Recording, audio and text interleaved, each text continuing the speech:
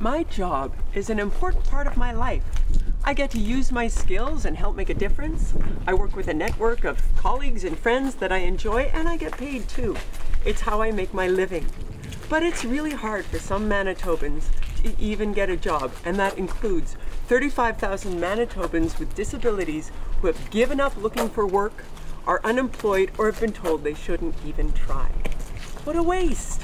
What a gigantic waste! Research tells us hiring persons with disabilities is not just the right thing to do, it's the smart thing too.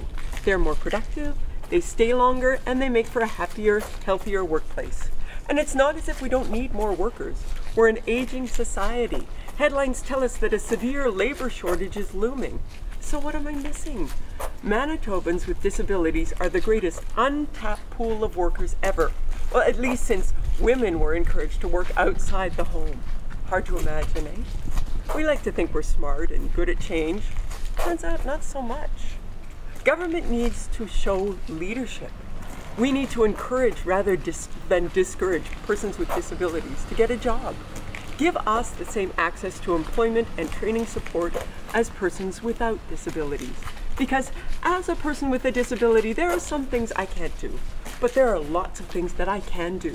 And there are probably a few things that I can do better than you, like reading words someone else wrote off of a teleprompter and making it sound like I'm just making things up just off the top of my head. Investing in employment for people with disabilities is good for people, good for business, and good for community. When your provincial candidates call or come to your door, ask them if they enjoy their job. How would they feel if they wanted to work but couldn't? And ask them how they will ensure employment equity if elected.